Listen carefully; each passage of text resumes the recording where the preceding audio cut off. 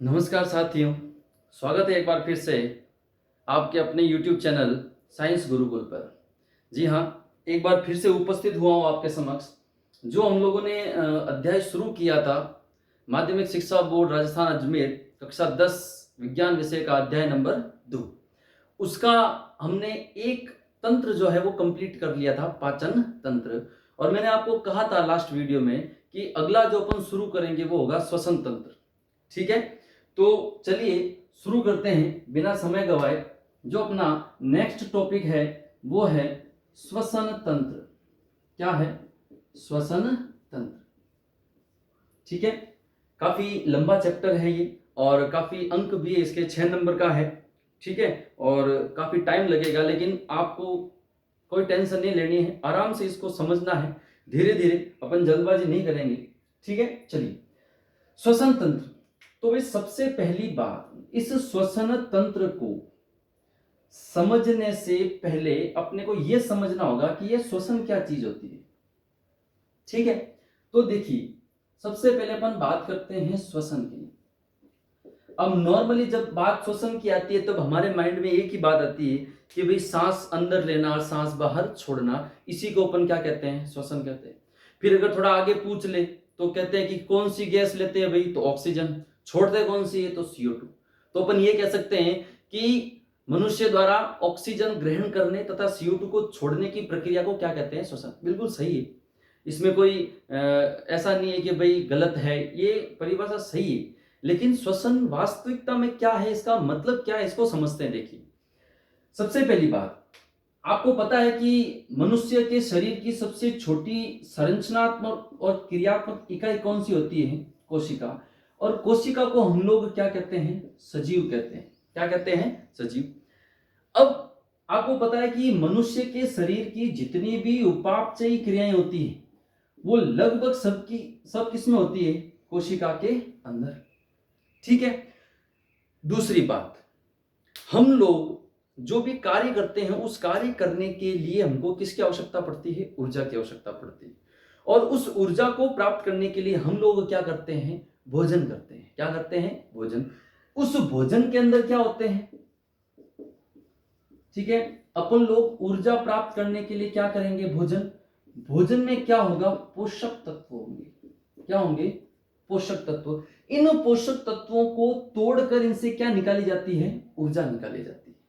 ठीक है, अब इनको जब तोड़ा जाता है तब जो अभिक्रिया होती है उस अभिक्रिया को कहते हैं ऑक्सीकरण अभिक्रिया। कौन सी अभिक्रिया? ऑक्सीकरण अभिक्रिया। ऑक्सीकरण अभिक्रिया का मतलब ऑक्सीजन के साथ अभिक्रिया। ऑक्सीकरण अभिक्रिया का मतलब क्या? ऑक्सीजन के साथ रिएक्शन या अभिक्रिया। ठीक है, तो देखिए होगा क्या, मैंने आपको शुरुआत यहां से करी थी, उसके बाद ही इन दोनों को मिक्स करते हैं। जब भोजन अपन करते हैं, ठीक है, तो उसका पाचन होता है। पाचन होने के पश्चात पोषक तत्व होते हैं। ठीक है, तो उसका पाचन के अंदर ये अभिक्रिया होती है ऑक्सीकरण की। ठीक है, और जितनी भी एनर्जी अपने को चाहिए उसका निर्माण कहां से होता है? लगभग कोशिका के द्वारा। कोशिकाओं के अंदर ऑक्सीकरण की क्रिया के फलस्वरूप क्या बनती है? ऊर्जा। और फिर वो ऊर्जा डिस्ट्रीब्यूट हो जाती है। ठीक है, तो इस ऑक्सीकरण की अभिक्रिया के लिए अपने को वायुमंडल से क्या चाहिए? वायुमंडल से क्या चाहिए? ऑक्सीजन। ठीक है, ये ऑक्सीजन कहां पहुंची? कोशिका में। ऑक्सीकरण की अभिक्रिया हुई तो क्या मिली? ऊर्जा मिली। क्या मिली? ऊर्जा। और इसके फलस्वरूप देखिए ऑक्सीकरण होगा तो क्या चाहिएगी? ऑक्सीजन। तो ऑक्सीकरण कहां हुआ? कोशिका में। तो कोशिका के अंदर क्या गई? ऑक्सीजन गई। कहां से ली? वायुमंडल से ली, नाक के द्वारा। उसके बाद देखो कोशिका के अंदर नई चीज क्या बनती है? Carbon dioxide. क्या बनती है? Carbon dioxide. और ये कार्बन डाइऑक्साइड वापस नाक के द्वारा बाहर छोड़ दी जाती है। समझ में आ रही चीज? इस प्रोसेस को क्या कहते हैं? श्वसन। अब एक बात हो, ये जो ऑक्सीजन वायुमंडल से हम लोगों ने नाक के द्वारा ग्रहण करी, ये कोशिका तक पहुंचाता कौन है? रक्त पहुंचाता है। कौन पहुंचाता है? रक्त। यानी ऑक्सीजन किसमें घुली? रक्त में घुली। कहां पहुंची? कोशिका में। कोशिका में क्या हुई? ऑक्सीकरण की अभिक्रिया। क्या बनी? ऊर्जा। इसके फलस्वरूप नई चीज क्या बनी, CO2। कहां बनी, कोशिका में। ये वापस इस CO2 को कहां डालेगी, रक्त में, ठीक है। और वापस ये नाक के द्वारा कहां चली जाती है, बाहर चली जाती है। तो इस संपूर्ण प्रोसेस को अपन क्या कहते हैं, श्वसन कहते हैं। क्या कहते हैं, श्वसन। और इस श्वसन के अंदर जितने भी अपने श्वसन अंग हैं, इन सबको अगर मिला दें तो उसको क्या कहते हैं, श्वसन तंत्र कहते हैं, ठीक है। तो चलिए, आई होप समझ में आया होगा आपको। अब श्वसन की एक बार परिभाषा लिख लेते हैं, उसके बाद श्वसन तंत्र क्या है उस पर थोड़ी सी चर्चा कर लेते हैं आराम से, ठीक है। आपकी सहूलियत के हिसाब से बिल्कुल धीरे धीरे समझेंगे, टेंशन मत लो। देखिए श्वसन, ठीक है। तो श्वसन की परिभाषा क्या बना सकते हैं, भोजन के ऑक्सीकरण द्वारा, भोजन के ऑक्सीकरण द्वारा ऊर्जा प्राप्त करने के लिए, ऊर्जा प्राप्त करने हेतु, ऊर्जा प्राप्त करने हेतु पर्यावरण, ठीक है, रक्त तथा कोशिकाओं के मध्य ऑक्सीजन व CO2 के आदान प्रदान की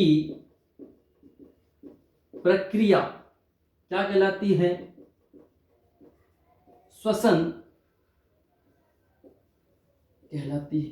क्या कहलाती है भाई, श्वसन कहलाती है, ठीक है। अब देखिए, ऊर्जा प्राप्त करने हेतु ऊर्जा कहां से मिलती है, भोजन से। और भोजन के अंदर मुख्य रूप से क्या पाए जाते हैं, कार्बोहाइड्रेट या जिसको ग्लूकोज बोल सकते हैं। तो देखिए C6H12O6, इसको क्या कहते हैं, ग्लूकोज। क्या कहते हैं, ग्लूकोज कहते हैं। अब इसकी अभिक्रिया किसके साथ होगी, ऑक्सीजन के साथ। क्यों, क्या लिखा हुआ देखो, ऑक्सीकरण द्वारा। ऑक्सीकरण का मतलब ये हो गया ऑक्सीजन के साथ अभिक्रिया, तो ऑक्सीजन के साथ हो गई। फलस्वरूप बनता क्या है, तो एक तो CO2 बनती है, कुछ मात्रा में जल बनता है, और साथ में बनती है ATP। यह है ऊर्जा का रूप। जो ऊर्जा हमको चाहिए, किसके द्वारा, श्वसन की प्रक्रिया के दौरान ऑक्सीकरण होता है और उसके द्वारा ऊर्जा चाहिए, वो ऊर्जा किस रूप में है, ATP के रूप में है। किस रूप में है, ATP। अब ये ATP क्या है, ठीक है, तो इसका लिख देता हूं एडिनोसिन ट्राइफॉस्फेट, यहां लिख देता हूं मैं ATP, adenosine triphosphate, adenosine triphosphate, ठीक है। इस रूप में ऊर्जा प्राप्त होती है, ठीक है। और आपके जनरल नॉलेज के लिए बता दूं कि जो ये श्वसन की प्रक्रिया है, ठीक है, और इसमें ये जो ग्लूकोज का ये जो ऑक्सीकरण हो रहा है, अपघटन हो रहा है, इसके अंदर ये जो है ना ATP, ये कुल कितने ATP प्राप्त होती है, तो 38 अणु ATP की। कितने, 38, कितने, 38, ठीक है। ये आपके जनरल नॉलेज के लिए, कितने पूछे तो 38, टोटल कितने होते हैं, 38, ठीक है। चलिए, अब देखिए श्वसन की बात हो गई। अब श्वसन तंत्र क्या है, तो इसके लिए श्वसन प्रक्रिया में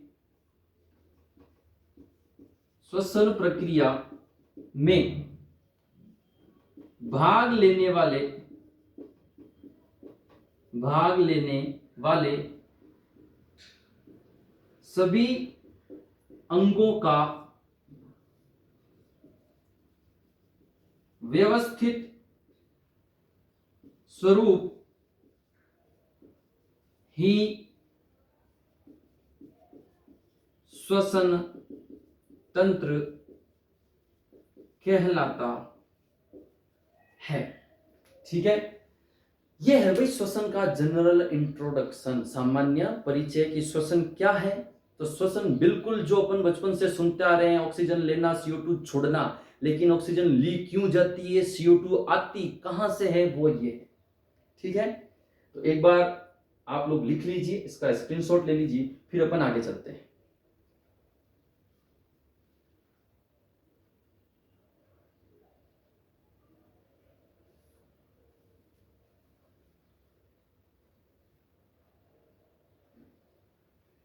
चलिए आगे चलते हैं। श्वसन तंत्र की परिभाषा तक हम पहुंच चुके हैं। ठीक है, अब आगे चलते हैं अपन श्वसन तंत्र पे। तो देखिए मित्रों, श्वसन तंत्र के मुख्य रूप से जो है वो अपन 3 हिस्से कर सकते हैं, इसको 3 भागों में डिवाइड कर सकते हैं, इसको 3 भागों में तोड़ सकते हैं। किसको? श्वसन तंत्र को। कैसे तोड़ सकते हैं? देखिए, एक होता है ऊपरी श्वसन तंत्र,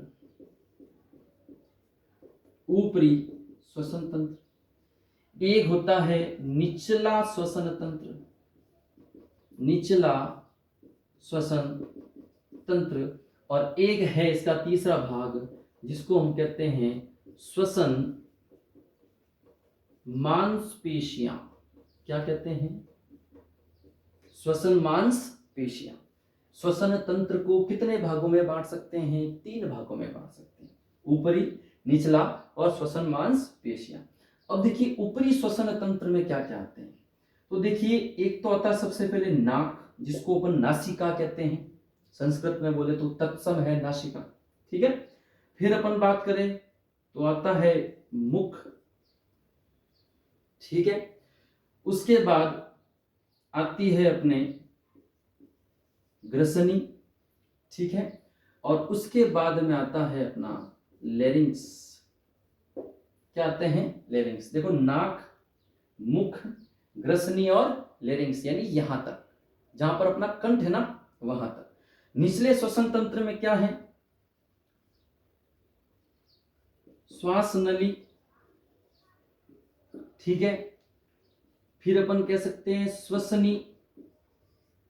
ठीक है, फिर अपन कह सकते हैं श्वसनिका। ठीक है, फिर अपन कह सकते हैं फेफड़े। ये निचले श्वसन तंत्र के हिस्से हैं। और श्वसन मांसपेशियों में क्या है? श्वसन मांसपेशियों में क्या है? श्वसन क्रिया में सहयोग हेतु काम आने वाली मांसपेशियां, और मुख्य रूप से जो कंकाल पेशी होती है एक, जिसको अपन कहते हैं डायफ्राम, या इसी का दूसरा नाम होता है मध्य पट। ये एक तरह की कंकाल पेशी, आगे बता दूंगा। ठीक है दोस्तों, तो यह है श्वसन तंत्र का एक स्वरूप, ऊपरी श्वसन तंत्र, निचला श्वसन तंत्र, श्वसन मांसपेशियां। ठीक है, एक देखो जनरल इंट्रोडक्शन बता देता हूं, नॉर्मल सा, कि ये अपना नाक हो गया और यहां पे अपना ये मुख हो गया। ठीक है, यहां से यहां तक। ठीक है, ये देखो नासिका, ये हो गया अपना मुख। मुख के बाद में ये देखो मुख गुहा, और मुख गुहा के बाद में मैंने आपको बताया था एक छोटी सी संरचना है, जिसको हम लोगों ने क्या कहा था? ग्रसनी कहा था। ग्रसनी के बाद यहां पर एक आवरण पाया जाता है, और उस आवरण को हम लोगों ने कहा था एपिग्लॉटिस। क्या कहा था? एपिग्लॉटिस। और यहां पर एक और संरचना पाई जाती है, जिसको कहते हैं स्वर यंत्र। तो देखिए, ऊपरी श्वसन तंत्र में नाक, मुख, ग्रसनी, लेरिंग्स। ये स्वर यंत्र का नाम क्या है? लेरिंग्स। क्या है? लेरिंग्स। ठीक है, तो ये देखो ऊपरी श्वसन तंत्र मैंने पूरा बना दिया है, नासिका, मुख, ग्रसनी और स्वर यंत्र। इसके बाद देखो, इस एपिग्लॉटिस से निकलते ही एक लंबी नली थी, जिसको हम लोगों ने क्या कहा था? आहार नाल। पाचन तंत्र में वहां मैंने आपको कहा था कि 2 नलियां निकलती है, एक में भोजन जाता है, एक में श्वास जाती है, और जिसमें श्वास जाती है उसको श्वास नली कहते हैं। क्या कहते हैं? श्वास नली। ये श्वास नली आगे जाकर दो भागों में विभक्त हो जाती है, इनको कहते हैं श्वसनिका। क्या कहते हैं? श्वसनिका। और इंग्लिश में अगर कहें तो ब्रोंकाई। क्या कहते हैं? ब्रोंकाई। ये जो श्वसनिकाएं हैं ये भी आगे जाके छोटे छोटे भागों में जो है वो बट जाती है इस प्रकार से।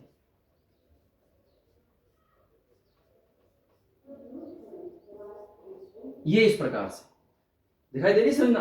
तो ये श्वसनिकाएं और ये जो हिस्सा है, ये जो शाखाएं निकली है, इनको क्या कहते हैं? इसको कहते हैं श्वसनी। ठीक है, और ये है श्वसनिका। ऊपर वाली का नाम है श्वसनी और इसका नाम क्या है? श्वसनिका। और इनको कहते हैं ब्रोंकियोल। इनको क्या कहते हैं? ब्रोंकियोल। वैसे मैं आपको पूरा चित्र आराम से समझाऊंगा, लेकिन एक बार आपके माइंड में क्लियर हो जाना चाहिए कि भाई श्वसन तंत्र के जो 3 भाग हैं वो कहां कहां है। ठीक है, तो ऊपरी श्वसन तंत्र देखो समझ में आ गया, नासिका, मुख और ग्रसनी और स्वरंत्र। ये देखो यहां पर ये तुम्हारा ऊपरी श्वसन तंत्र कंप्लीट हो गया, गले से ऊपर ऊपर। फिर ये श्वास नली, श्वसनी, श्वसनिकाएं। फिर देखो यहां पर गुब्बारे नुमा संरचना होगी और कूपिकाएं। समझ में आ रही है ना चीज? ये सब के सब किस में आते हैं? निचले श्वसन तंत्र में। और इनको मिलाकर एक देखो संरचना बन रही है इसे ऐसे। क्या बोलेंगे इनको? फेफड़े। ये रहा फेफड़े। फिर इन फेफड़ों के नीचे ऐसी एक सतह पाई जाती है इस प्रकार से, उसको क्या कहते हैं अपन? डायफ्राम कहते हैं, जो किस में आता है? श्वसन मांसपेशी के अंदर आता है। ठीक है प्यारे विद्यार्थियों, एक बार आप लोग इसको लिख लीजिए, स्क्रीनशॉट ले लीजिए, और आपकी सुविधा हेतु अपन बिल्कुल ऐसे ही जैसे आपको क्लासरूम में मैटर मिलता है बकायदा नोट्स, एक एक चीज आपके सामने यहाँ लिख रहा हूं ताकि आपके नोट्स बन सके और बोर्ड की तैयारी आपके अच्छी हो सके। ठीक है, जो कोई भी मेरे मित्र मेरे साथी जो कंपटीशन की तैयारी कर रहे हैं उनके लिए भी ये जो वीडियोस है वो काफी इंपॉर्टेंट होने वाले हैं, क्योंकि काफी ऐसी चीजें हैं जो यहां से डायरेक्ट कंपटीशन एग्जाम में काफी बार पूछी गई। ठीक है, तो वो भी इनको आराम से देख सकते हैं। तो एक बार इसका स्क्रीनशॉट ले लीजिए।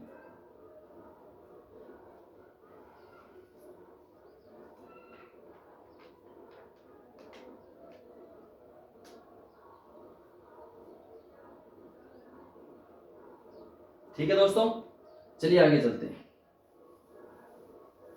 अब अपन बात करते हैं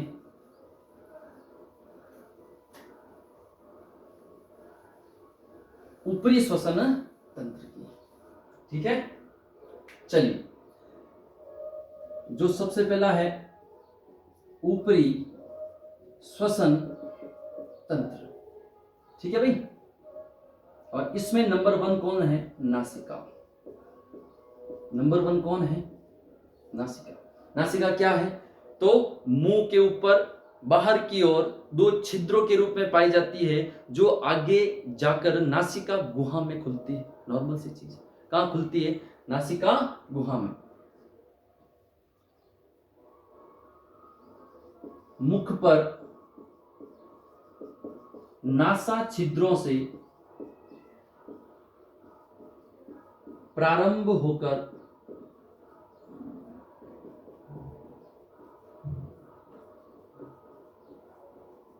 नासिका गुहा में खुलती है। नॉर्मल सी बातें हैं। ठीक है, और क्या है? नासिका गुहा में उपस्थित रोम पक्ष्माभ। ठीक है, रोम के अलावा और क्या पाया जाता? पक्ष्माभ, जिसको कहते हैं सीलिया,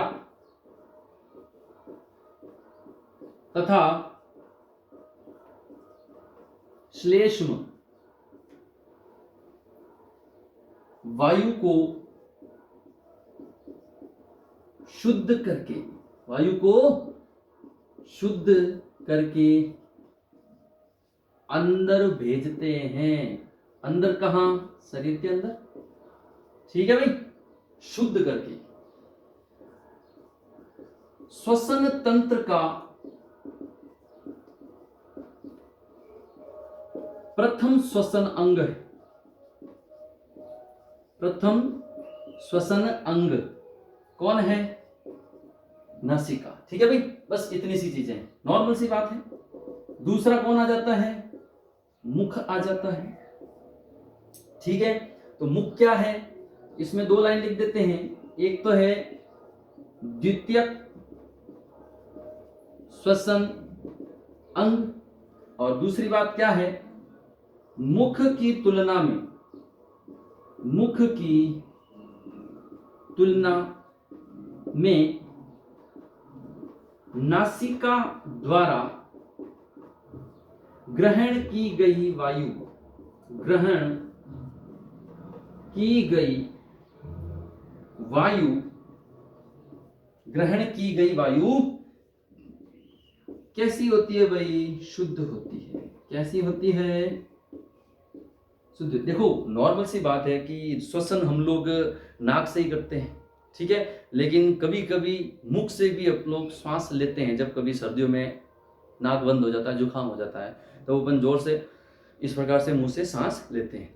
तो नाक से जो श्वास अंदर जा रही है उसको देखिए, कुछ एक संरचना होती है नाक के अंदर, झिल्ली होती है जिससे श्लेष्म पदार्थ निकलता है, कुछ पक्षमाभ होते हैं, कुछ रोम होते हैं जो वायु के अंदर उपस्थित कुछ छोटे बड़े कणों को रोक देती है और वायु को स्वच्छ करके अंदर भेजती है। लेकिन मुंह से अगर श्वास लेंगे ना तो वो इतनी स्वच्छ नहीं होगी। ठीक है, इसलिए ये लिखा हुआ है। ठीक है भाई, और मुख्य बात क्या आती है? ग्रसनी। एक बार इसको लिख लीजिए, स्क्रीनशॉट ले लीजिए, फिर आगे चलते हैं।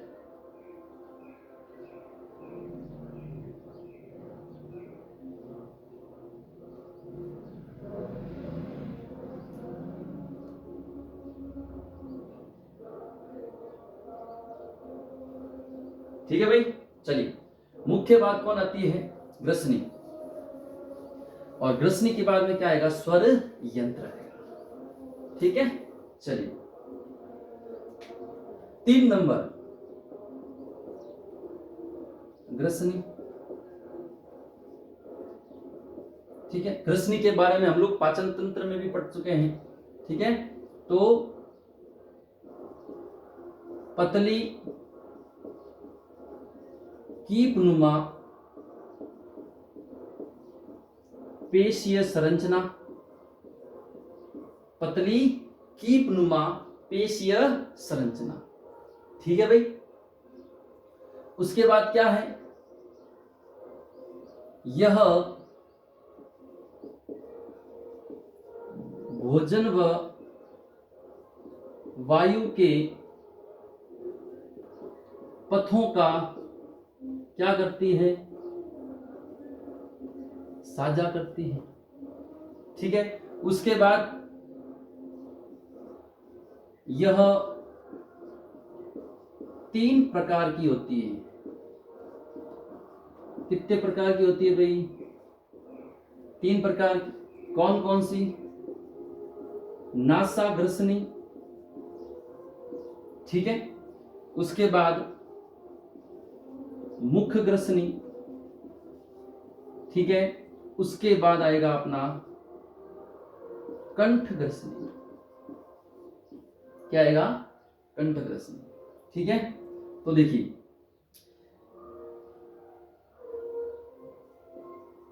वायु नासा ग्रसनी से होते हुए मुख ग्रसनी तथा अंत में कंठ ग्रसनी से होकर कहां प्रवेश करती है? लेरिंग्स में प्रवेश करती है। लेरिंग्स में प्रवेश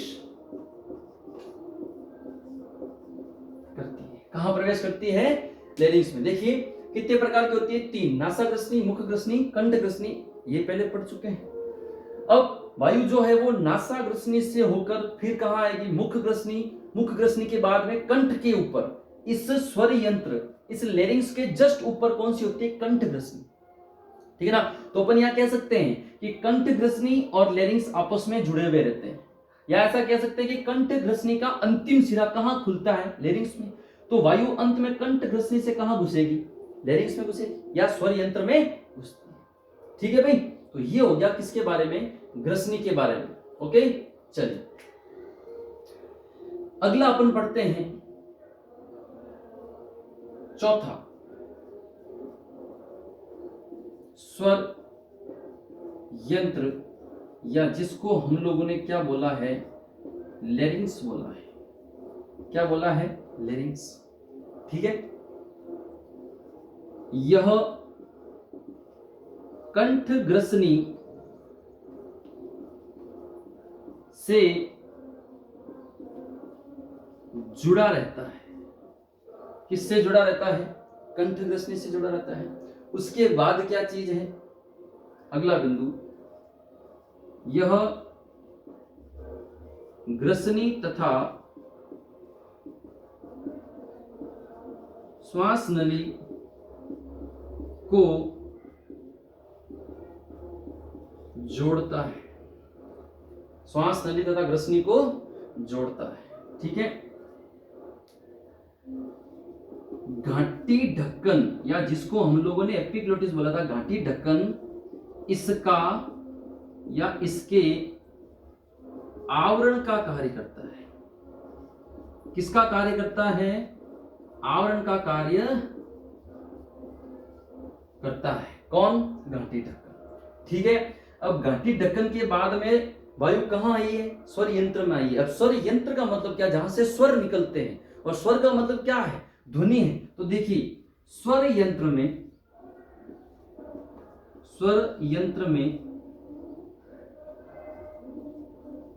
पतली विशेष झिल्लियां पाई जाती है। क्या पाई जाती है, झिल्लियां, मेम्ब्रेन जिसको इंग्लिश में कहते हैं, झिल्लियां पाई जाती है, जिन्हें स्वर रज्जु कहते हैं। क्या कहते हैं, स्वर रज्जु कहते हैं। तथा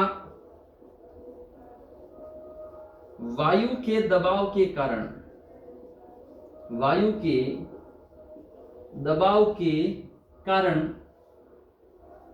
ये भिन्न भिन्न ध्वनियां उत्पन्न करते हैं। क्या करते हैं, भिन्न भिन्न ध्वनियां उत्पन्न करते हैं। तो साथियों, ये हो गया श्वसन तंत्र का पहला हिस्सा, ऊपरी श्वसन तंत्र। ठीक है, इतना आई होप आपको समझ में आ गया होगा। अगर फिर भी कहीं पर कुछ समझ में आपको नहीं आया है तो बिल्कुल आप कमेंट बॉक्स में अपना सवाल रख सकते हैं, वहां पर आपको आपका उत्तर मिल जाएगा। ठीक है, तो अगले वीडियो में हम लोग श्वसन तंत्र का दूसरा भाग, निचला श्वसन तंत्र तथा श्वसन मांसपेशियां दोनों कंप्लीट करके फिर चित्र के द्वारा वापस से पूरा श्वसन तंत्र समझ के उसको कंप्लीट करेंगे, और फिर नेक्स्ट वीडियो में अगला तंत्र या अगला सिस्टम पढ़ेंगे। ठीक है, तो अंत में एक ही बात, ज्यादा से ज्यादा अपने सहपाठियों तक इस वीडियो को पहुंचाएं, शेयर करें, लाइक करें, कमेंट करें। ठीक है, मिलते हैं अगले वीडियो में, तब तक के लिए जय हिंद, जय भारत।